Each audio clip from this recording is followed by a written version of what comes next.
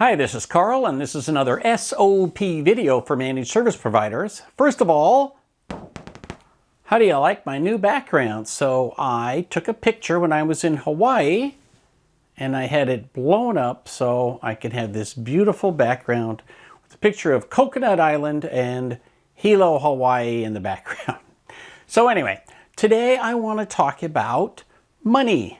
More specifically, I want to talk about QuickBooks or Sage or BusinessWorks or whatever you're using to manage the money inside your business. Another option that I mentioned in the Managed Services Operations Manual is FreshBooks. All of those are good tools. You have to figure out which is the best one for you. Now, the easy solution is Sage outside of the United States and QuickBooks inside the United States, primarily because that's what almost everybody uses. So that makes it easy in the sense that you can get advice from people. There are paid consultants whose entire job is to help you make this stuff work. When people ask me about that, I always send them the number one person I can think of, which is Rayanne Bucchianico.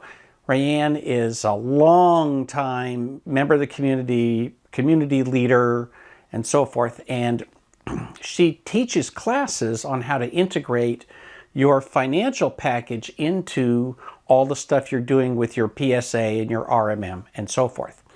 The obvious things that you need to set up in your financial package are all of your clients and all of your employees. On one hand, you've got billing that goes out to clients. On the other hand, you have payments that go out to your employees. So those are the two obvious things. But you also need to put in all the finances related to your projects, your RMM tools, your PSA integration. There's lots and lots of data that can go back and forth between these integrated tools. The key to success, in my opinion, is to set it up right from the beginning. When I first started using QuickBooks, I was a little bit intimidated, and so I went to my good friend Hank, who has been doing my finances for a long time, years. And I said, Hank, how do I set this up for a business? Because I knew how to use Quicken for my own personal, but now I was going to use QuickBooks for business. And he told me the number one rule: set it up right at the beginning. And the number two rule: eliminate most of the recommended fields that you're going to find in there because you're never going to use them, right? There's lots and lots of stuff inside of Sage or QuickBooks or anything else that you're never going to use. So, of course, when you start out, you don't know what you're not going to use, but other people do. So whether it's Rayanne or somebody else, find somebody who uses the tool that you're using and say, hey, tell me which things you use and which things you don't use.